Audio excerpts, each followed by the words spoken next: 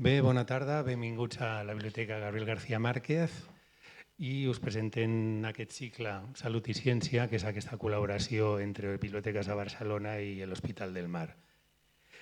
Concretament, avui tenim la conferència Trucs per una bona salut mental, en el que la salut mental és essencial per al nostre benestar general i influeix com pensem, sentim i actuem en el nostre dia a dia.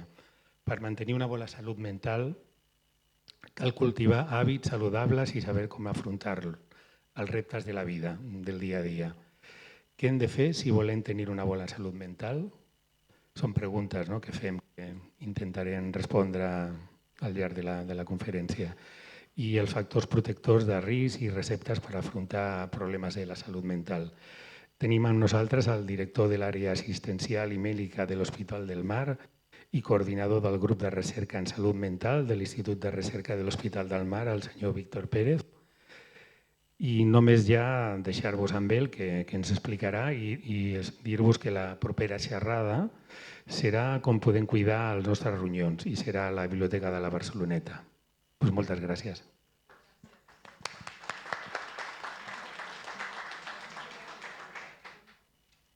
Buenas tardes a todos, yo me llamo Víctor y haré una charla, espero que sea entretenida, lo cual quiere decir que podéis preguntar cuando queréis, si no pararé hasta que me preguntéis algo, ¿vale? ¿Se oye bien? Si veis que me voy de voz, me lo decís y subiré la voz, ¿vale? Yo trabajo en el Hospital del Mar, soy psiquiatra, llevo unos cuantos años allí trabajando y os voy a contar, lo que he aprendido en los últimos años sobre cómo mantener la salud mental, que es bastante más importante de lo que muchos piensan. Yo como psiquiatra trabajé muchos años en ver cuáles eran las causas de la enfermedad mental y qué factores se asociaban a la enfermedad mental. La realidad es que es mucho más útil ver cuáles son los factores que se asocian a la salud mental, no a la enfermedad, sino a la salud, y cómo podemos hacer para mantener esos factores de protección de la salud mental. Los datos de la enfermedad mental son que 1 de cada 4, eso quiere decir que si aquí son 8 filas, las 2 últimas filas, la gente joven siempre se pone al final, es fantástico, pero me alegro mucho de veros ahí. Pero las 2 últimas filas son personas, no quiero decir nada, son personas que tienen o van a tener una enfermedad a lo largo de la vida. Si esta fuera una charla sobre cáncer y yo dijera que levante la mano las personas que han tenido cáncer, pues probablemente en la primera fila, aquí no hay nadie, por cierto, se cumple, en la primera fila alguien levantaría la mano, en la segunda, en la tercera, y no habría grandes diferencias entre las últimas filas y las primeras. En la salud mental no es así. Entre otras cosas porque la salud mental depende esencialmente de muchos factores y uno de ellos es factores socioeconómicos, ¿vale? La gente con poco dinero, la gente con problemas para llegar a fin de mes, va a tener muchos más problemas de salud mental. Eso no quiere decir que los problemas a fin de mes sean la causa, pero van a tener muchos más problemas. Y de hecho van a tener muchos más problemas porque la salud mental depende de 3 palabras que empiezan por P. ¿A quién se le ocurre una palabra que tenga que ver con la salud mental y que empiece por P? ¿El qué? Pobreza. Bueno, la verdad es que nunca había dicho pobreza, pero una de las palabras es tener un piso o tener una pensión, lo cual quiere decir tener más o menos pobreza. Pongo esa P también, me la quedo ahí. Otra P, otra palabra que tiene que ver con la salud mental. Les doy 3 pistas. No son pastillas, no son psiquiatras y no son psicólogos. ¿Qué más tiene que ver con la salud mental? Los jóvenes tenéis que hablar. Lo del piso para vosotros falta un poquito. ¿Qué hay? ¿Qué pensáis que necesitarían para tener salud mental? ¿Qué? Un proyecto, exacto. Tener un propósito. Es muy importante tener un proyecto y un propósito. Y la última P y la más importante de todas, y no os vais de aquí hasta que no os la aprendáis, la última P es tener personas alrededor, ¿vale? Cuiden ustedes las relaciones sociales. Es muy importante para la salud, especialmente para la salud mental. Una pista que les tengo que dar antes de seguir hablando de salud mental. Ya saben que en el cerebro hay muchas formas de funcionar. Y a un cerebro racional, si os digo sumar 2 y 2, lo hacemos todo rápido, pero la otra multiplicación, la mayoría de vosotros sacaría el ordenador, el teléfono y haríais la multiplicación. El cerebro en lo que se refiere a salud mental, no funciona de forma racional. Cualquier ordenador lo haría mucho mejor que nuestro cerebro. No tenemos un cerebro tan sofisticado para ser racional. Tenemos un cerebro que ha evolucionado con los años a tener respuestas rápidas para lo que pasa. Nosotros no nos pasa porque como mucho te pega un susto una moto. Pero hace unos años, unos cuantos cientos de años, cuando un humano veía un animal, tenía que decidir si se lo comía él o el animal se lo comía. Con lo cual, o tenía que ir a por el animal o salir corriendo. Y eso el cerebro lo ha solucionado a base de lo que llamamos emociones. Detrás de la enfermedad mental normalmente hay una enfermedad que está llena de emociones. Las emociones tienen unas cuantas características. Una de ellas es que son internacionalmente reconocibles. ¿Alguno de ustedes les han dado un curso de cómo son las emociones? Y sin embargo, todos reconocemos a alguien que está alegre, a alguien que está triste. ¿Os han dado cursos de emociones ya en el colegio? ¿A la gente joven? Es que a mí me han prometido que lo están haciendo. Me alegro que alguien lo haya hecho. Pero bueno, pero es que o sea, si vosotros veis a China y veis a un chino cabrearse, se cabrea. Ahí tenemos. Bueno, si veis a un chino alegre, se pone alegre igual que vosotros. Exactamente lo mismo. Y no necesitáis que pensar para nada. Otra característica de las emociones. ¿Ponéis el sonido? Sí. ¿Esta película la conocéis todos? ¿Os suena? El Rey León. Es la escena sin sonido ahora.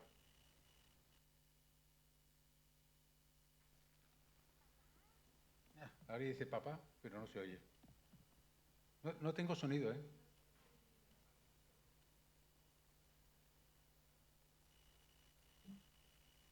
Es la escena del Rey León cuando encuentra a su padre muerto. Os acordaréis todos porque todos hemos llorado con esa escena. En escasamente, ¿qué os diría? 30 segundos soy capaces de poneros tristes a todos. Y otra de las cosas que tienen las emociones es que son terriblemente contagiosas. Cuando una persona tiene una enfermedad mental y tiene alteraciones de las emociones, la gente que hay alrededor sufre muchísimo y muchas veces se enferma por culpa de este contagio de las emociones de los enfermos, sobre todo de los depresivos. Esta foto es una foto de mi nieta, es fantástica, y era para no dejaros con el mal rollo. No quería dejaros tristes.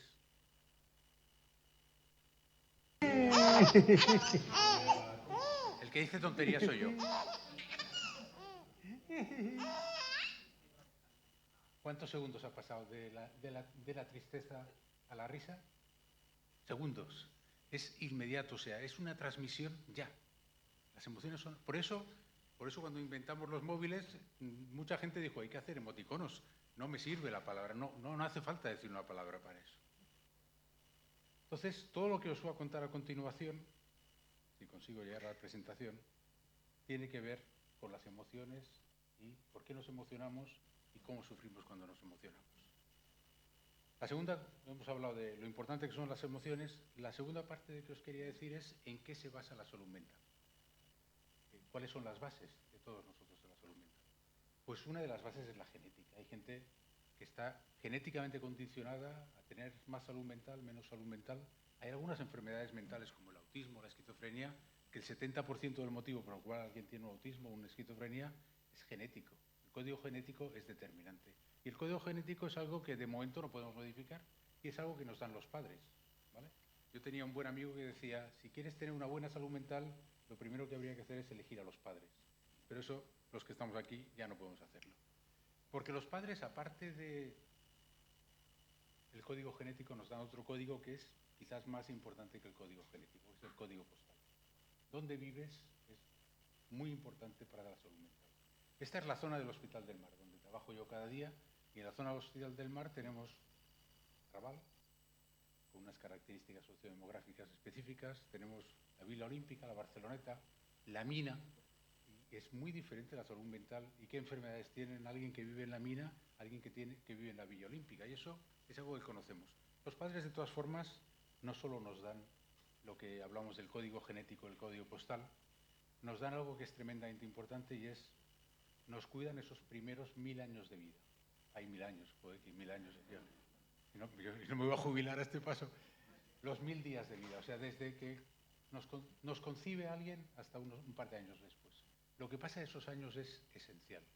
Y es esencial la relación que hay con, por desgracia, con la madre. Los padres somos útiles un poquitín después. Yo pienso que hasta que no juegan a fútbol no somos muy útiles. Con la madre o con la figura de referencia, puede ser el padre, tranquilamente, pero es muy importante que estos niños tengan a alguien que les permita hacer un vínculo con otro ser humano, y normalmente suele ser la madre. Después de esos primeros 1000 días de vida, viene una fase que es tremendamente importante, que es la fase de la crianza. Sabemos perfectamente que cuando el ser humano y los animales de experimentación también se crían sin nadie que sea una referencia para ellos, van a tener muchos más problemas. El caso es que a partir de estas experiencias se forma lo que llamamos la personalidad, la forma de ser, y a un momento que más o menos ya sabemos cómo vamos a hacer. Una encuesta que nunca me ha fallado, pero como os veo animados os lo haré. Entre el Bart Simpson y la Lisa, todos sabéis quién son los Simpson aún. Aún no estoy demasiado... La gente joven, ¿conocéis a los Simpson? Me alegro. Porque a veces pones un ejemplo y dicen, esto hace años que no lo vemos. Entre el Bart y Lisa, ¿quién pensáis que se gastará más dinero en psiquiatras y psicólogos? Lisa. ¿Estamos todos de acuerdo? ¿Alguien piensa que el Bart se gastará más dinero? Bart va a ser una persona fantástica para ir a ver el Barça y tomar unas copas. Pero Lisa va a ser el que más dinero se gastará en psicólogos y psiquiatras. ¿Por qué? ¿Qué características, aparte de que es mujer, qué características tiene, y las mujeres, por desgracia, tenéis más enfermedades mentales, sobre todo de depresión y ansiedad, qué características tiene Lisa que le hace ser... Es más sensible, vale, una, más inteligente, dos, más responsable, sí señor. Exactamente. Y además, una última cosa que os digo y que en Lisa se cumple. La gente con estas características son los pilares de las familias. O sea, las familias se estructuran alrededor de este tipo de personas. Oye, ¿y si todo lo que habéis dicho no son más que ventajas? ¿Por qué va a tener más enfermedad mental? Porque todo lo que me habéis dicho es ventajas. Vamos a ver, los colegios quieren formar lisas. Los partidos políticos quieren lisas que les voten. Y todos vosotros, cuando busquéis a alguien para quien compartir la vida, buscaréis a alguien que se parezca más a Lisa que a Bat. Durante unos años no, buscaréis gente parecida al Bat, pero después, con los años, para tener hijos, se buscan Lisas en la vida. Estamos definiendo un grupo de personas que cada vez son más populares y más necesarias en la sociedad y que son tremendamente vulnerables porque tienen una capacidad, o sea, aguantan muchísimo, pero cuando dejen ya, ahí se acaban, se rompen, se quiebran. Seguro que estáis pensando en alguna persona que conocéis bastante bien. A esto hay que añadirle otra cosa. Cuando yo iba, mis padres iban al colegio, los profesores le decían, ¿qué quiere que sea su hijo? Entonces yo soy mi primera generación de inmigrantes, tengo 65 años, gracias por decirme que parezco más joven, pero tengo 65 años. Mis padres iban allí y decían, hombre, Víctor, yo era un trasto auténtico estudiando, un fracaso escolar horroroso, y siempre mis padres, pese a que sacaban muy malas notas, le decían, no, nosotros queremos que estudie una carrera. ¿Vale? Pusieron difícil, pero bueno, al final lo hice. Los padres que hay aquí de mi generación, cuando van al colegio y los profesores les preguntan, mi generación un poco más joven, van y le dicen, ¿qué quiere que sea su hijo o su hija? ¿Qué les dicen los padres a los profesores? Lo que quiera, pero que sea feliz, ¿vale? Entonces, estamos criando, y yo pienso que ese es un motivo por el cual la salud mental cada vez es más frágil, es que vamos criando una serie de personas tremendamente sociales que se rompen con la presión y les estamos pidiendo un imposible, porque a mí yo estudié la carrera de medicina, pues mira, tuve suerte, tengo que reconocerlo, pero feliz no va a haber nadie feliz en esta vida. O sea, todos vamos a tener momentos en los cuales no estamos felices, con lo cual ya estamos trabajando con un grupo de personas especialmente vulnerables a tener problemas de salud mental. Ese grupo de personas se suele encontrar tarde o temprano con un problema. Y además, a diferencia de lo que pasaba hace unos años, estos rituales de iniciación que teníamos se van perdiendo. Y nuestros hijos cada vez están más mimados. Lo que les diga, los sometemos a buenos riesgos. Yo soy el primero, pero hemos llegado a unos niveles espectaculares. En estos momentos, en algunos colegios de Barcelona no dejan corregir en rojo por el trauma que les causará a los críos. Claro, uno piensa, ni tanto ni tampoco, algo tendrán que sufrir en esta vida, porque es que si no, el primer sufrimiento es a los 24 años cuando los deja el novio o la novia, y entonces se desmonta porque el mundo se acaba. Entonces, tenemos que hacer lo posible por preparar a los jóvenes para exponerse a problemas, y la única forma de hacer eso es exponerlos a problemas. Y el sistema educativo es una buena forma de que la gente experimente estrés. ¿Vale? Por si no, lo experimentas cuando ya no tiene remedio. El caso es que con esas personas, con esa capacidad a la gente le suele, mayoritariamente, la gente que tiene problemas de salud mental, excepto las grandes enfermedades, la bipolar, la esquizofrenia, el autismo, suele haber motivos y unas causas. Las causas suelen ser cosas que le pasan en la vida, ¿vale? Entonces todos nos vamos a, sobre todo los jóvenes, tarde o temprano os enfrentaréis a un tropiezo. Durante años, eso también ahí me equivoqué mucho tiempo, estuve intentando medir, pues estuvimos los psiquiatras y los científicos intentando medir el nivel de estrés. Teníamos una clasificación, muerte de la mujer, tantos puntos, muerte de los hijos, tantos puntos. Pedir una hipoteca era muy estresante, y sigue siendo muy estresante, tantos puntos. La verdad es que no conseguimos sacar nada porque no teníamos en cuenta tres cosas que son muy importantes. Una, que el estrés no depende de lo que nos pasa, depende de las expectativas que tenemos, ¿vale? Aquí baja la bolsa 3 puntos y la gente está en urgencias de psiquiatría. En Kenia no saben qué comer por la noche y sin embargo están felices y contentos porque tienen otras expectativas sencillas. El otro tema es la característica de lo que nos pasa mal, del acontecimiento vital estresante. ¿Qué característica pensáis que es la peor para que te pase algo? ¿Alguien se anima? ¿No? ¿Qué es lo que más os duele? Lo que más nos duele, a mí también me duele. La humillación. La humillación es algo que no se puede perdonar. Hay gente que le pasa algo en esa vida y va con eso durante toda la vida. El sentirse humillado, sobre todo en gente joven, es horroroso. Un consejo ya para la salud mental, intentar no humillar a la gente, ¿vale? O sea, no sé, todos os separaréis algún día de vuestra pareja, pues decirle, mira cariño, eres la mujer de mi vida, yo te he querido muchísimo, pero ahora necesito buscar otro tipo de cosas. No hay nadie, que es lo que dicen todos, lo decimos todos, ¿eh? Eso es una forma de transmitir que lo dejas, y otra cosa muy diferente es decirle, estoy hasta las narices de ti, además el vecino del quinto es mucho mejor en la cama y tiene un coche más grande. No humilléis, eso ya depende de vosotros, intentar no humillar al persona. Y la otra cosa, a ver si funciona el vídeo este. Este es el vídeo más importante de mi vida, al margen de mi nieta, ¿eh? No va a funcionar esto. A ver si lo tengo en... Esperar, ¿eh? Es un experimento muy conocido en el cual lo hacen con monos capuchinos, ¿vale? Y entonces lo que hacen estos experimentadores es acostumbrar a un mono a que devuelva una piedra. Entonces cuando el mono devuelve la piedra, sencillamente le dan un refuerzo como pepinillo. Pepinillo no es nada del otro mundo, pero está fresquito. Entonces este mono devuelve la piedra hasta la saciedad. ¿Ves? So she gives a rock to us, that's the task. And we give her a piece of cucumber and she eats it. The other one Entonces needs to give a rock hace lo mismo, le pone un mono al lado. And that's what she does. Y entonces en vez de reforzarlo con pepinillo, lo refuerzan con uva. And she eats it. The other one sees that. Este le da la piedra rápidamente, espera uva, pero le dan pepinillo otra vez y mirad lo que hace con el pepinillo. Esto es esencial en la vida. Tú puedes estar feliz de la vida hasta que te ponen a alguien al lado que le da una oficina más grande. O le hace más gracia al jefe. O sea, yo, uniendo la humillación con esto, imaginaos que mi gerente, que me llevo muy bien con él, me dice, mira, Víctor, lo has hecho cojonudo este año y te voy a dar unos objetivos de 5.000 euros. Yo llego a casa y digo, mira, me ha dicho el jefe que me va a dar unos objetivos de 5.000 euros. Bueno, puede pasar que al cabo de los meses el jefe me diga, oye, que no hay dinero para nadie. Entonces no hay ningún problema. Bueno, pues no hay dinero para nadie, no hay dinero para nadie. Y el otro problema es que me diga, Víctor, para ti no hay dinero. ¿Qué es? El tercer paso, ¿cuál es? que me diga, para mí no hay dinero y para los otros sí.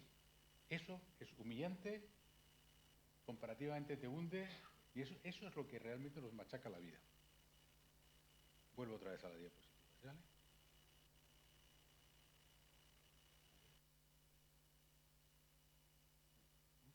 Ahora me he perdido. ¿Cómo lo hago para ponerlo en F5 es?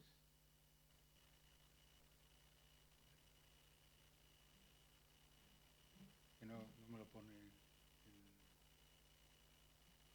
Sí, no, se vea la presentación, que no se vea todo esto de alrededor. Sí, hasta ahora se hacía muy bien. A ver, visualizar. Visualizar, entonces. A ver, gente joven, vosotros que veis, pues yo no veo. ¿Clasificador de diapositivas? No.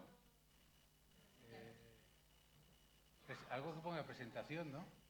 Esto no tiene que ver con la salud mental, os juro que no es un truco, ¿eh? Sí.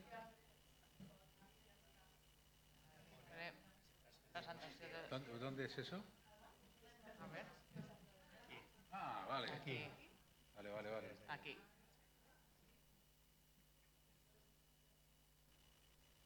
Actual. Ah, genial. ¿Veis cómo tener personas alrededor es bueno? Maravilloso, es lo más importante de todo. Acabaremos con eso, ¿vale?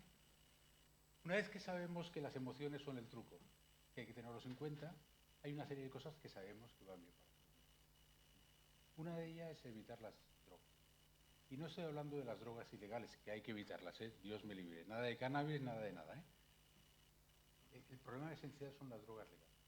Porque cuando alguien lo está pasando mal, una de las cosas que hace es buscar cosas que le hagan estar más tranquilo. Y el alcohol es una medicación, entre comillas, que calma mucho la ansiedad, por lo cual, sobre todo en los varones, hay un riesgo altísimo de que la gente empiece a consumir más alcohol de la cuenta. Y hay que llevarlo. La otra cosa que es esencial, y es de perogrullo, porque nos lo han contado todas veces, pero yo os lo tengo que decir porque es lo que se ha demostrado que está relacionado con la salud mental, es tener una dieta sana. El no comer exceso y mantener el peso. Mantener el peso es esencial. Más cosas que sabemos que son importantes. Hasta hace unos años decía, hay que dormir 8 horas. Bueno, ahora parece que no hay que dormir 8 horas. Hay que dormir lo que el cuerpo te pide. Pero lo que es importante es tener un ritmo fijo. O sea, si uno se acuesta a las 10 o las 11, no va de media hora, pero hay que acostarse a las 10 o las 11 y levantarse a las 5 o las 6 de la mañana. El ritmo fijo es esencial para no tener desórdenes. Solo tenéis que ver lo que pasa cuando nos adelantan la hora o nos la retrasan una hora, que estás 2 días medio groggy. Por lo cual es muy importante tener un ritmo de vida, hacer ejercicio físico. Es muy importante y es muy importante también mantener un buen estado de ánimo. El reírse, el pasarlo bien, el pegarte a la gente que te hace reír y no a la gente que te hace sufrir. Y todos tenemos gente alrededor que te hace sufrir porque te cuentan las cosas y todos tenemos gente que te alegra el día. Además eso no hay que analizarlo. O sea, las entrañas, las emociones ya te dicen, júntate con esta gente que te va a alegrar el día, no te vayas con aquel que te va a amargar la vida. No sé si a ustedes les pasa, pero a mí cuando me junto con alguien que me amarga la vida, entro en una fase extraña que me entran las ganas de ir al lavabo. Y durante mucho tiempo pensé, cada vez que veo a este hombre tengo que ir al lavabo. Y dije, no, es las entrañas que te están diciendo, no te juntes con este hombre, tío, no te juntes. Más cosas, el sexo. El sexo es fantástico para la salud mental. Y además, cuando se ha estudiado, se ha visto que lo importante es tener algún tipo de sexo. Si es en pareja, pues más de uno, mejor que si es solo. El sexo solo es más aburrido. Y parece que el sexo oral es especialmente bueno para la salud mental. O sea que sois algunos muy, no sé si tenéis menos de 18, pero bueno, para los que tengáis menos, cuando tengáis la edad correspondiente, el sexo es fantástico para la salud mental. Practicarlo con precaución. ¿Vale? Otra cosa que es fantástico para la salud mental y que parece una cosa de perogrullo, pero todos estos trucos para tener una buena salud mental vienen de estudios que han seguido miles de personas durante años, ¿vale? Y han visto cuáles eran los factores más relacionados con la salud mental. Esto es una comunidad de monjas de clausura que viven juntas desde los 16 años y que comen lo mismo y rezan lo mismo y hacen el mismo ejercicio, con lo cual Miramos a ver qué es lo que hace que la gente sea más feliz cuando tiene 80 y tantos años. ¿Alguien se atreve a decir qué es lo que hace que una monja sea más feliz que otra? Viviendo en un convento de clausura. ¿No se os ocurre nada? Están juntas, están todas juntas, pero hay gente que está mejor y gente que está peor. Este es las expectativas y sobre todo la actitud de jóvenes. El único factor que se relacionó con la salud mental en estas monjas fue una carta que escribían cuando entraban a la orden con 16 años. La gente más entusiasta son las que mejor estaban. Después de 60 años viviendo juntos, seguía manteniendo. Aquella gente que tenía mejor actitud, mejor estaban, más alegres tenían la vida, esos eran los que estaban mejor. Y el último estudio que os voy a contar y que hace referencia una vez más a lo más importante para la salud mental, es un estudio que se hizo en Harvard. Empezaron en los años 30 y cogieron un grupo de gente que se matriculaba en la Universidad de Harvard, que es la universidad más prestigiosa de Estados Unidos, me parece que eran 300, y 300 trabajadores de los puertos de Boston. Y los siguieron durante años, de hecho ahora están siguiendo a los nietos. O sea, esto sigue estando en marcha, este estudio. Entonces lo siguieron durante años y años, y al cabo me parece de 30 años, hay una conferencia buenísima sobre ese tema. Al cabo de 30 años evaluaron lo importante para que la gente cuando llegara a cierta edad estuviera mejor. No eran los títulos universitarios, no era el dinero, eran... ¿Qué era? Las personas. Tener personas alrededor, y además parece, y eso la verdad es que está bastante estudiado, que tener buena relación o mala relación con esas personas es importante. Mejor tener buena relación. Pero es mejor tener mala relación y vivir con alguien que estar solo. La soledad es una de las grandes lacras de nuestra sociedad en estos momentos.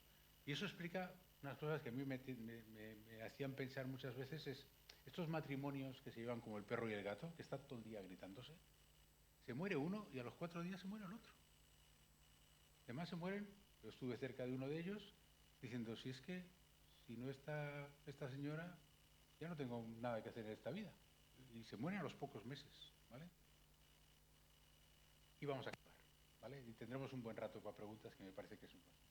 Hemos dicho las 3 P's de la salud mental, que son esas 3 patas, que son tener un propósito, tener un piso o una pensión o un presupuesto, y tener un propósito, y tener personas alrededor. Esas son las bases de la salud mental, pero hay algo que es muy importante y que depende mucho de nuestra forma de ser. Y es la capacidad que tenemos, y algunos tienen una capacidad innata, para contarse historias felices. Llama mucho la atención cómo hay gente que lo está pasando fatal en esta vida y te cuenta un final feliz. Y hay gente que está fantástico y no es capaz de contarte nada. O sea, es que hay gente que dices, pero si lo tienes todo en esta vida, no tienes ninguna enfermedad, pero no estás contento con nada.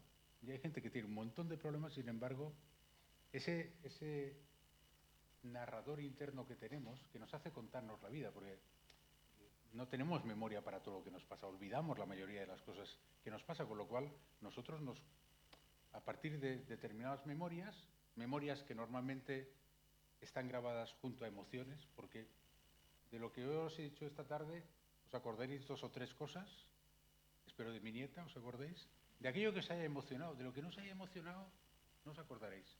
Pues con estos retazos de memoria y de recuerdos que tenemos todos, tenemos una especie de narrador que nos cuenta la historia.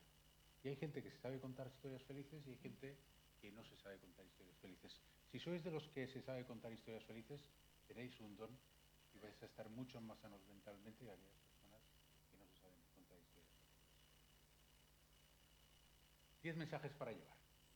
La salud mental no se regala, se gana, ¿vale? O sea, hay que luchar por ella. No te cae del cielo, ¿vale? Y no hay llaves de la felicidad.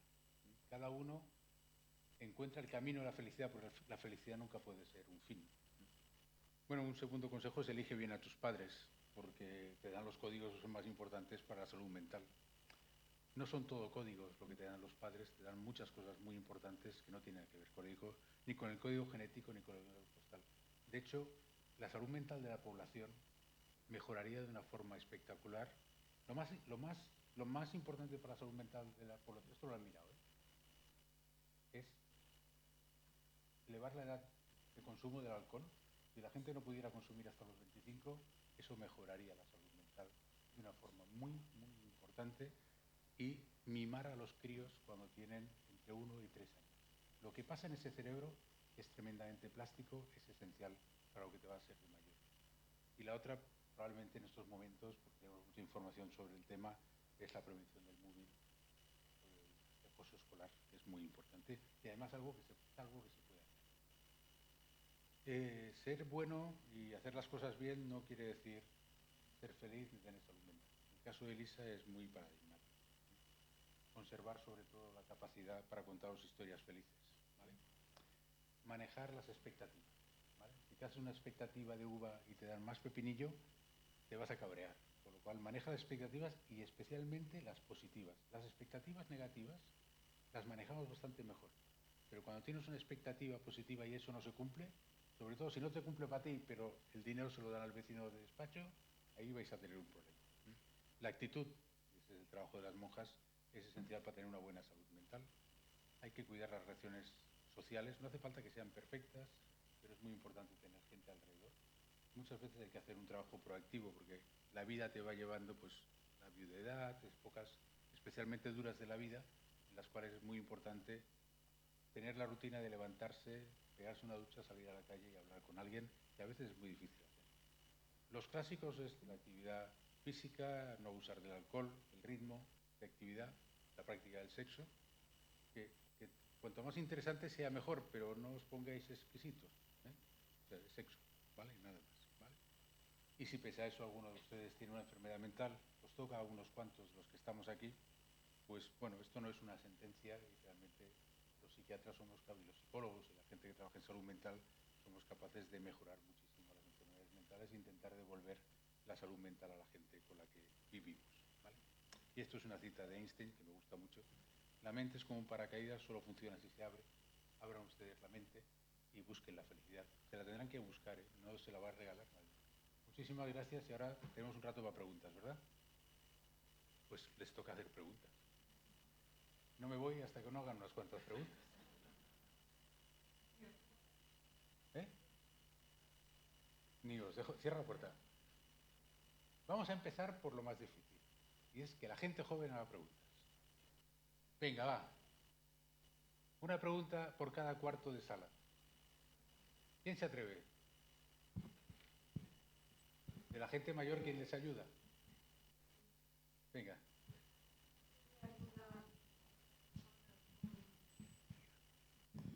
Con un problema mental o que acumula alguna cosa.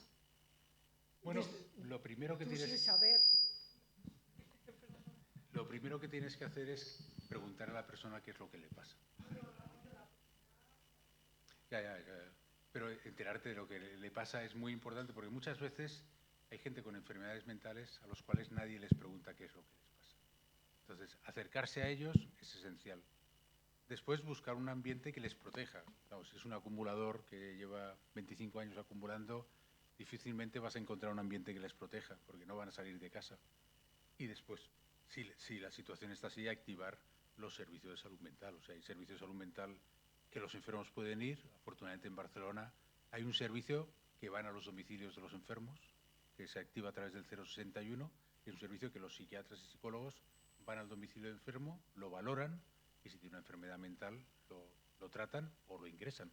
Pero claro, estos servicios que funcionan muy bien aquí en Barcelona, en el resto de Cataluña no tanto, necesitan que alguien les avise. Si no les avisa a nadie, no se enteran.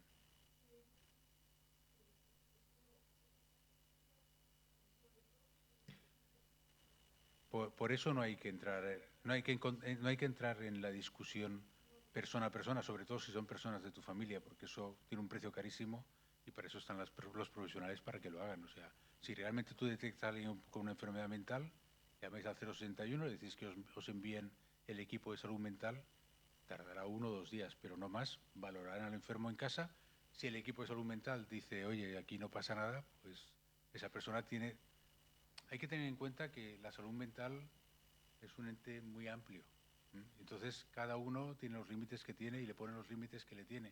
Entonces, si realmente hay una discapacidad funcional por esos síntomas, hay que actuar. Si no, pues hay que ser tolerante con la gente es como es, y cosas que ahora pues parecen un problema, dentro de unos años a lo mejor no será un problema. Cuando yo llegué a la psiquiatría, y hace muchos años, pero no tantos, la homosexualidad se trataba. Ahora a nadie se le ocurriría hacer ni el diagnóstico, pero era así, era así. En mi generación, cuando un crío se pasaba el fin de semana leyendo, era el héroe, era un héroe. Mira a tu amigo del quinto que se pasa el fin de semana leyendo mientras tú haces gamberradas. Ahora, si un chaval se pasa el fin de semana delante del ordenador, los padres dicen, oye, está enfermo. Es que las cosas depende de quién las valore, es muy diferente. A ver el rincón de aquel. Los jóvenes no os escapáis, esta señora no es joven, ¿eh? Es joven de espíritu, pero son más jóvenes los de detrás. Quería preguntar a ver si hay alguna herramienta en el Hospital del Mar para enfermos de patología dual. ¿Patología dual? ¿Se refiere usted a los enfermos A que los tienen un enfermos problema de que adicción? tienen No, una enfermedad mental y un acompañada problema- de la drogadicción. Bueno, si no tuviéramos instrumentos sería un problema, porque son la mayoría de los enfermos que tratamos en estos momentos. Bueno, es que yo Son pertenezco a una enfermos- asociación donde los padres están muy preocupados porque cuando son mayores de edad, pues no les dan información. Entonces, hay muchas familias que están sufriendo por este problema, ¿no? Sí, vamos, Porque todo, tienen no, los no el hijos en Hospital casa. del Mar, todos los hospitales tienen unidades de patología Vale. dual y unidades estos de prevención de riesgos, disminución de riesgos, donde la gente puede ir a consumir sin problemas. En todos los hospitales de Cataluña. En la mayoría de hospitales de Cataluña y en el Hospital del Mar también lo hay. Pero sí que es verdad que cuando estos chicos cumplen 18 años, son mayores de edad, pueden casarse, tienen que declarar a Hacienda y si quieren no darle la información a los padres, pues no se la podemos dar. Eso. Gracias. Va, venga, por favor. Redes sociales y... Ah, ese es un tema de moda, sí, señor. Vamos a ver, ¿Qué les explicamos las redes sociales? Vamos a ver, las redes sociales, los jóvenes que os vayáis tienen tal importancia en estos momentos que intentar ponerles límites me parece una tontería. O sea, intentar limitar el uso del móvil es una cosa muy personal. Hay psiquiatras que dicen que los chicos no pueden tener móvil hasta los 18 años. Yo le dije a él, pues ves a mi hijo y le quitas el móvil, a ver si lo pillas. Las redes sociales son consustanciales a esta generación. O sea, viven en ellas, para bien y para mal. En redes sociales pasan cosas muy malas y hay que intentar evitarlas. No sé, hace poco al ChatGPT le multaron porque dio pistas de cómo suicidarse a una persona que estaba pensando en el suicidio, ¿no? O sea, las redes sociales es un instrumento tremendamente útil que hay que vigilar. No vas a poder dirigirla desde la sanidad, pero hay que estar cerca del conductor, hay que sentarse al lado de las redes del que conduce y decirle, ves por aquí o no vayas por ahí. Intentar controlarlas me parece una barbaridad. Es más, hay cosas que sin las redes sociales no haremos. O sea, esta gente, esos jóvenes, no entienden por qué tienen que ir a un psicólogo de 10 a 11 de la mañana el miércoles por la mañana, porque la mayoría de ellos es que tienen, por lo menos mis hijos, durante años festejaron, que es una palabra clásica, por teléfono. Yo decía, pero si esta chica no la ves, dice, bueno, yo la veo para lo que me interesa, pero el resto, pues lo hago por teléfono. Y hay que acercarse a la gente que son digitales porque no entienden, según qué cosas. Mi nieta, que ahora tiene 2 años, por cierto, hace 2 años, pues llegó a casa y en casa tenemos cuadros, y había un cuadro de su madre, y coge el cuadro y dice, se ha roto. Entonces, es que es así, y ellos están acostumbrados a eso, nacen con el ratón en la mano. Bueno, ahora ya con el ratón, ¿no? Ya nacen directamente conectados. Pero sí, yo soy optimista con las redes sociales, en contra de la mayoría de los profesionales. Yo soy optimista porque nos va a permitir hacer cosas que antes ni pensábamos. Bueno, toda la conducta tiene un componente adictivo, ¿eh? Las redes sociales también. Yo os tengo que decir que esto se habla mucho de ese tema, pero los padres buscan ayuda, los críos no. No hay mucho crío que busque ayuda por el uso de las redes sociales. Y la mayoría de las veces lo que hacemos es hacer una intervención de mediación y pactar las horas que tiene que utilizar el móvil su hijo, y con eso se soluciona la mayoría de los casos. ¿Los jóvenes tenéis alguna pregunta? Hombre, sí. Un aplauso a un joven que pregunta.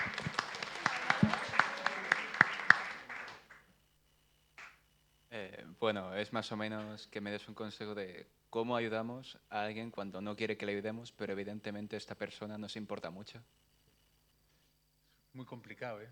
Es muy Por eso. complicado, es muy complicado. Es más Y o menos ahí- como lo que dijo la primera Sí. persona, Sí. pero claro, se me vino a la cabeza y lo Sí, relacioné. no, es que todos tenemos, en la vida todos tenemos familiares o amigos Exacto. que saben que sabes que lo están pasando fatal y no se dejan ayudar. La verdad es que yo trabajo muchísimo en prevención de suicidio. Es de las cosas que más tiempo le he dedicado en los últimos años. En prevención de suicidio, que es esa persona que está sufriendo, que está pensando en morirse.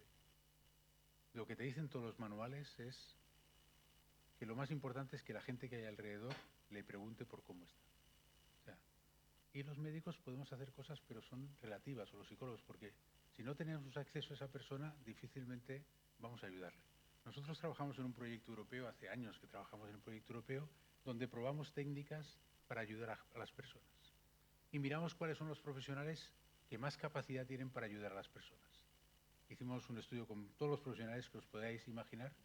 ¿Quién pensáis que son los profesionales mejores para detectar el sufrimiento de una persona cercana, de un profesional? Los médicos no, los psicólogos tampoco, porque cuando llegan allí ya llegan etiquetados. ¿Quién son los profesionales que antes se dan cuenta de que alguien lo está pasando mal? La familia también, pero hablo de profesionales. Hay familias profesionales, pero no estamos hablando de eso. ¿Qué? Los profesores no son muy buenos para identificar los problemas de salud mental. Los camareros. Los camareros son los segundos mejores.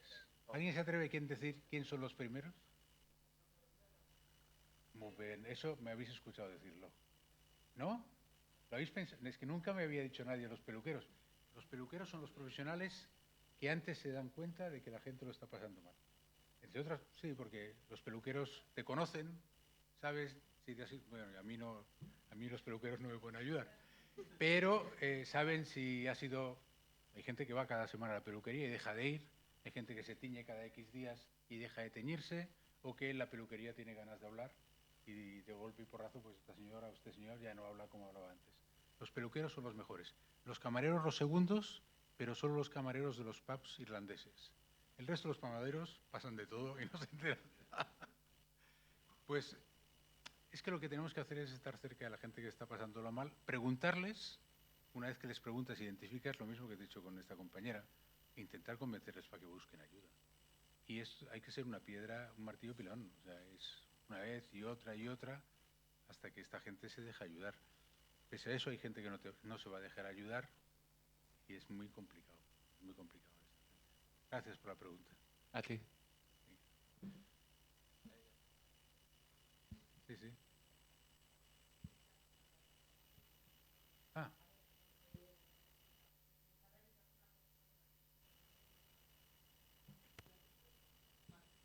Sí. Sí, es duro. Sí. Sí, la pregunta, porque no tenía el micro, es que eso al final te quema. Es verdad, te quema. Y de hecho es lo que pasa con las emociones. Cuando te rodeas de gente que está sufriendo, se te contagia esa emoción y es doloroso. Pero es que o le ayudas tú, o tiene un peluquero espabilado, o si no, tiene un problema. O sea, y las familias, nosotros vemos casos que a las familias les ha costado meses o años conseguir que busquen ayuda. A veces van obligados y otras veces van menos obligados, pero si no hay una disrupción muy importante, el sistema no actúa. Si alguien tiene un cuadro ansioso y eso no le hace buscar ayuda, o los que están alrededor lo cogen por el brazo y lo llevan y lo acompañan, porque al margen de preguntarle qué es lo que le pasa, lo que es muy importante es mejorar su situación vital. Esta gente que está encerrada con basura, pues hay que ir allí, se cabrean, pero hay que ir allí a limpiar el piso. El Ayuntamiento de Barcelona tiene un servicio para eso, por cierto, para este tipo de personas. Y después hay que preguntarles. O sea, la mayoría de los enfermos mentales, una de las cosas que te dicen es que cuando están en una crisis importante, tienen ayuda de los demás, pero cuando se acaba la crisis se quedan tremendamente solos. Así como si aquí alguien tiene un infarto, Dios no lo quiera, y un amigo lo lleva al Hospital del Mar, al cabo de 4 días le llamará y le dirá, oye, ¿cómo va? ¿Cómo estás? Etcétera, etcétera. En el campo de salud mental los enfermos dicen que no. La gente se aleja de ellos, a veces por miedo a no sé a qué, pero la gente se suele alejar de ellos. Y de hecho, ahora hay unas cuantas cosas que son muy importantes y que están cambiando en los últimos años. Hay una estrategia que es lo de es como las voluntades anticipadas, pero ¿qué hace? Cuando esté mal, me comprometo y se hace un contrato con el médico de cabecera, a decir, cuando estoy mal cuando duerma menos de 3 horas a la semana, con mis padres, iré a consultar a tal sitio. Cuando oiga voces, porque hay veces que hay enfermos que oyen voces, dejaré que me ingresen. Entonces, los enfermos, cuando están bien, pues los enfermos con enfermedad mental pasan muchas temporadas de su vida perfectamente haciendo una vida normal, ¿no? Y lo importante es que sean capaces de prever cuando van a estar mal qué es lo que les va a pasar.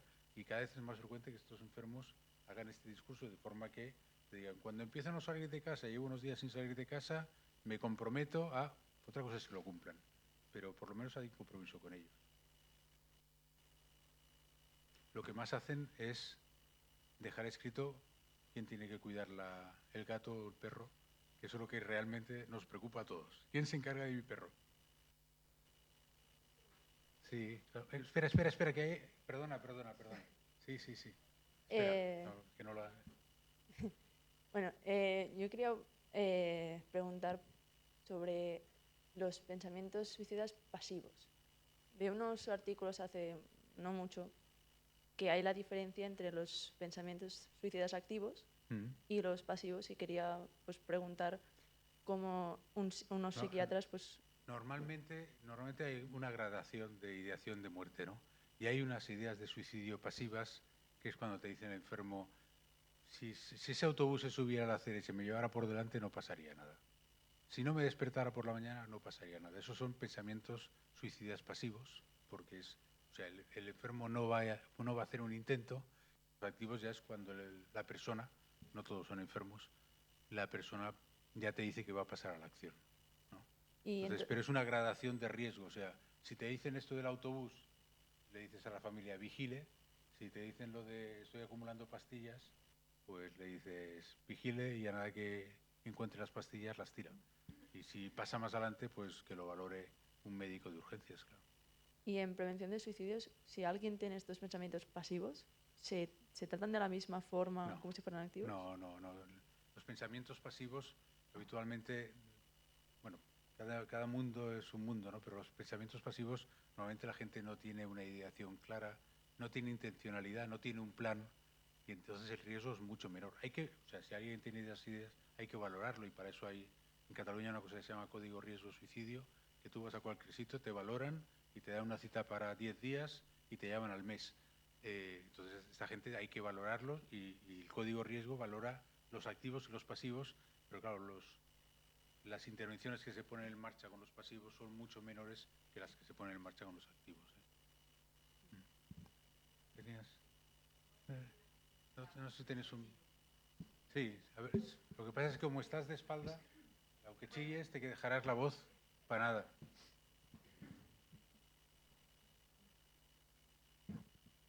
Mira, mi nombre es Pilar. Yo quería comentar, usted habla de las enfermedades mentales, como puede ser una persona que sea bipolar o otro tipo, pero sí que es cierto que en la sociedad que vivimos actualmente, tanto gente joven como gente de mediana edad, estados de ansiedad o de depresión son muy frecuentes. Automáticamente esto está pasando diariamente, y creo que no están sido correspondidos por... No veo un despliegue a través de la sanidad pública, porque de hecho ante una depresión tu médico de referencia es un médico de cabecera. El médico de cabecera lo único que te manda son lorazepam, diazepam, mirtazapina y nada más, pero realmente el problema sigue existiendo aquí. Quiero decir, por qué no derivan en un momento determinado, si es que me lo puede decir, les cuesta derivar a un profesional que entienda más. Un médico de familia creo que no está capacitado, es un médico, pero no creo que esté capacitado para ese tipo de Cuando lo enfermedad. hemos mirado, lo hacen bien los médicos de cabecera, diagnostican bien y tratan bien la depresión no compleja. Y de hecho, el primer tratamiento antidepresivo lo hacen el 90% de las veces el médico de cabecera y los resultados no son muy diferentes. Conforme vas subiendo por el escalafón, pues hay menos profesionales, con lo cual hay que intentar, y es simplemente una forma de hacer efectivo, de hacer eficiente un sistema. Entonces, el médico de cabecera es la puerta de entrada. Cuando se evalúan bien la depresión y las tratan bien, porque la depresión es relativamente fácil de tratar. Cuando eso no funciona es cuando los derivan habitualmente a los centros de salud mental, que son escasos y necesitamos profesionales, eso no se los voy a decir que no, pero también hay que tener en cuenta que nos cuesta muy poco diagnosticarnos de enfermedad mental, ¿vale? Entonces, cualquier persona que tiene un pequeño contratiempo, aparte del contratiempo, tiene una enfermedad mental. Si tú te peleas con tu jefe, vas al médico y dices que estás mal porque te has peleado con tu jefe y te hacen un diagnóstico de trastorno adaptativo, de ansiedad, de depresión y te dan la baja. Pero por poneros un ejemplo que me parece más gráfico, porque tú eres de una quinta un poco más joven que yo, pero parecida. No, soy mayor que usted. Pues te considero fantásticamente bien. Yo nací en el año 1960. Yo pienso que he tenido la generación mejor de la historia de la humanidad. O sea, el primer problema gordo que tuvimos, se murió Franco, una alegría sin pensarlo. Tuvimos una democracia, tuvimos un rey, hasta eso tuvimos. El primer problema gordo que tuvo mi generación fue el COVID. Y además nos pilló con 60 y no nos morimos prácticamente ninguno, ¿no? Pero si a mí me ponen un micro a los 16 años preguntándome cómo estoy, o a ti, no hubieras dicho que estabas contenta. No hubieras dicho que este mundo es una mierda, porque es que los adolescentes tienen que quejarse, es ley de vida. Pero ahora le ponen un micro, se quejan y alguien dice, bueno, es que tiene una enfermedad mental. No, la inmensa mayoría de los que estamos aquí podemos tener una enfermedad mental, 1 de cada 4. Tenemos momentos de crisis, se nos muere gente a la que quieres, puedes pasarlo fatal, puedes tener sintomatología depresiva, pero la mayoría de los que estamos aquí tenemos herramientas para salirnos de esa historia. Ahora, si nos ponen un micro, es que esto es a raíz de un estudio que se ha hecho en Señamén. Le han preguntado a los críos de 16 años cómo están. A los 16 años uno está en crisis. Entonces dicen, es que el 60% de los adolescentes tienen depresión. Eso no es una depresión. Una depresión es algo con unos criterios, una temporalidad. Ahora, si te dicen, quéjate, yo con 16 años ya os digo que hubiera echado pestes con un poquillo de carga política de izquierdas, pero hubiera echado pestes como hacen ellos. Sí que es cierto que hay mucha gente que toma y dice, no, es que tengo depresión, es que fulano tiene depresión. Y lo dicen muy alegremente, Sí, cuando realmente es para un los verdadero enfermos. problema, porque una depresión se puede hacer crónica también. Sí. Y hay un factor que no he sacado aquí porque no es ni factor positivo y es el trabajo. Tener trabajo en principio es algo fantásticamente bueno para la salud mental, pero también es un problema. Y cuando tienes problemas en el trabajo, la primera causa de incapacidad laboral es la depresión ya, Sí. por encima de los dolores de espalda que habían sido característicamente. Además, cuando alguien coge la baja por depresión, se pasa meses depresivo. Se pasa meses con una baja por depresión y además le suele costar mucho volver a trabajar porque nuestro sistema no prevé que hay que adaptar el puesto de laboral. O sea, si tú tienes un problema con tu jefe, coges 6 meses de baja y cuando tienes que volver a trabajar con tu jefe, pues en vez de 6 meses vas a estar 1 año de baja. El problema Y es una cosa que además a mí me lo cuentan los enfermos y digo, tienes razón, este señor te ha maltratado durante años. Si te obligan a volver con él, te va a costar mucho volver. ¿Vale? ¿Vas a ver micro atrás? Sí, bueno, la pregunta iba un poco en relación a lo que había comentado la compañera, ¿no? Los que somos docentes, profesores, ¿no? Que bueno, tenemos digamos un periodo, una faena complejísima, ¿vale? Tanto en primaria como en secundaria. Yo quisiera, no sé, que nos recomendaras algún consejo o algún tipo de típico tópico, ¿no? Es decir, cómo hay que bregar con esta gente, porque al final los que estamos de baja somos nosotros. Practica sexo. aparte de esto. Broma.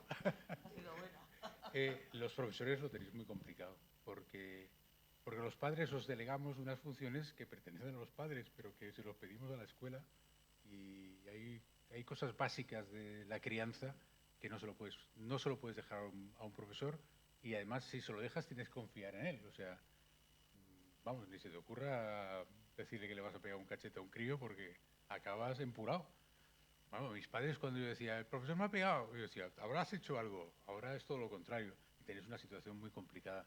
Claro, ahí lo único que soluciona esto es involucrarte menos en el trabajo, lo cual es un drama. O sea, hay gente que tiene una capacidad, en la enseñanza en concreto, hay gente que tiene una capacidad fantástica y que tiran millas lo que haga falta. Hay otra gente que se quema y cambia de trabajo, ¿vale? Los peores son la gente que se quema y no cambia de trabajo, porque se queda en una situación de lo que llamamos presentismo, y realmente no hacen lo que tendrían que hacer y lo pasan fatal. Eso pasa también con los médicos. Hay un grupo de profesionales de la sanidad que están quemados porque el sistema los ha quemado, porque los han humillado a veces, y les cuesta muchísimo dar el paso de decir, me voy a dedicar a otra cosa. Con lo cual, oye, si eres de los que resiste, fantástico. Si eres de los que estás quemado, pues has hecho bien saltando. Y si eres de los que estás quemado pero no te mueves, practica sexo. Gracias. Aquí. Hey. Bueno. No os peleéis.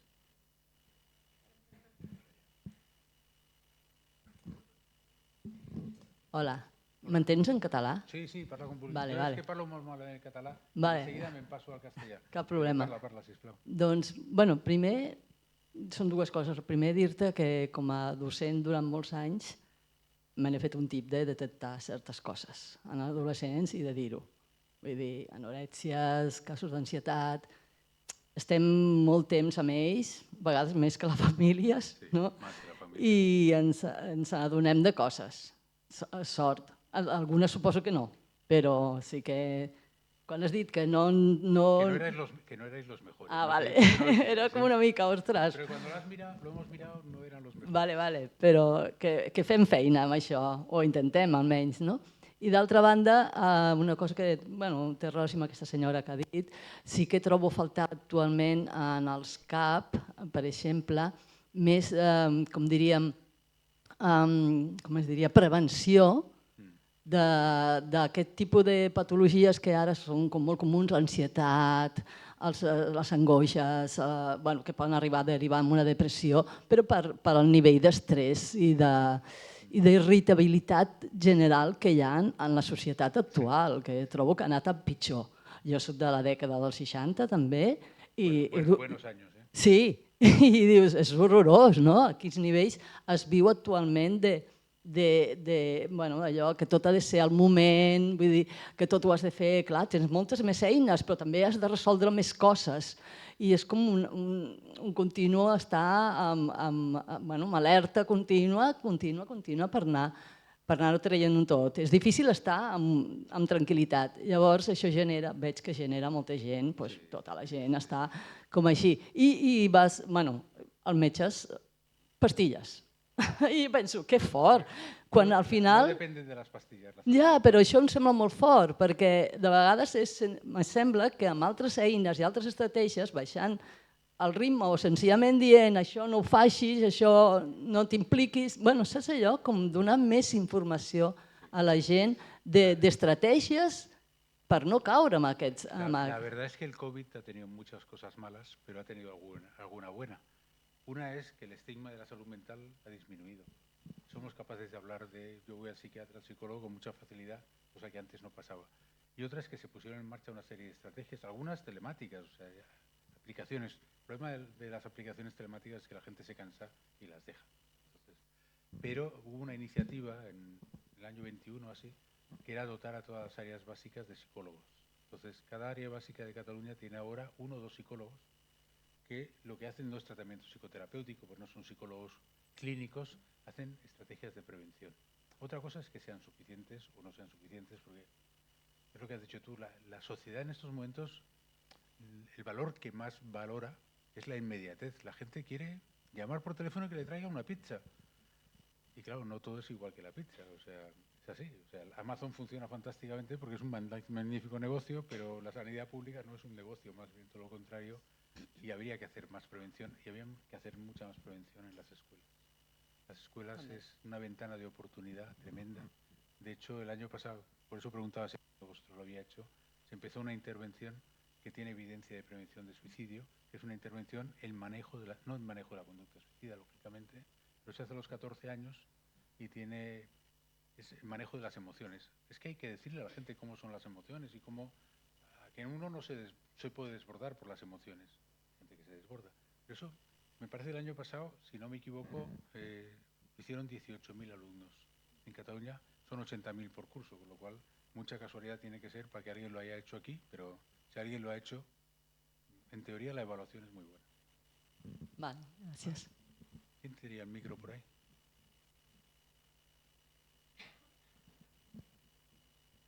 Aquí. Hola, buenas tardes. Yo quería preguntar más que nada, como has hablado también del factor genético en las enfermedades mentales, yo estoy diagnosticada hace casi 20 años ya de depresión, no de llorar por las escaleras, que parece que la gente se confunde depresión con tristeza, no tiene nada que ver muchas veces. El tema de si se está investigando o hay estudios o se está incidiendo en este factor genético que puede haber, sobre todo a nivel de depresión, que creo que es la enfermedad que habla mucho con todo el mundo con mucha ligereza, pero es la gran desconocida. Porque tú... Bueno, es la más frecuente. Sí. O sea, en Europa, la primera diapositiva lo ponía, 1 de cada 10 euros que nos gastamos en salud, no en salud mental, en salud, se gasta en depresión. No es en las pastillas ni en los médicos, ¿eh? Se gasta en las bajas laborales y el suicidio precoz, por si acaso, por desgracia. Vamos a ver, hace muchos años que sabemos que hay patologías que tienen una carga genética. Eso lo estudiamos con gemelos. Cogemos gemelos unicigotos y vemos cuándo concuerda una enfermedad mental, tienen el mismo material genético, y cogemos gemelos dicigotos y vemos cuándo concuerda. Y eso nos permite decir que el autismo y el trastorno bipolar, 60% es genético. Ojo, ese 40% restante es muy importante. En esquizofrenia el 50% es genético, en depresión es el 25%. O sea, el 25% es una vulnerabilidad genética, pero en depresión no es tan sentencia como en otras enfermedades. En ninguna enfermedad es sentencia, porque no tenemos cuál es el gen. Lo que sabemos es que hay una serie de genes que se acumulan en las personas con depresión. Ojalá dentro de unos años lleguemos a detectar esto, de hacer medicina preventiva, pero hoy por hoy la genética no nos ayuda mucho en el diagnóstico ni en el tratamiento de la depresión.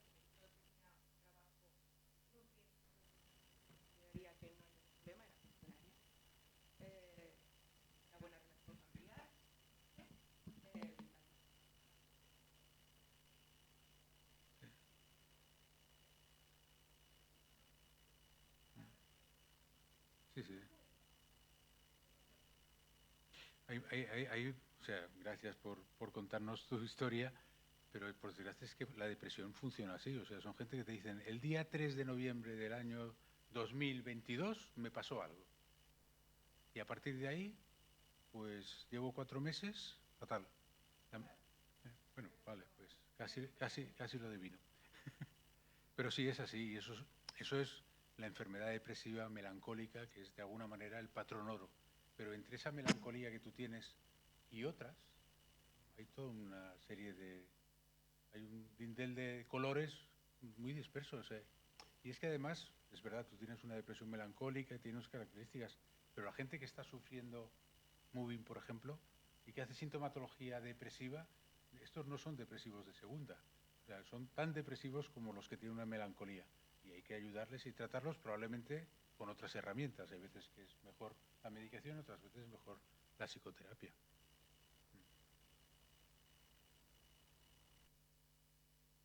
Sí, bueno, estoy contento. Bueno, ahora vamos a acabar con una pregunta hecha por un joven.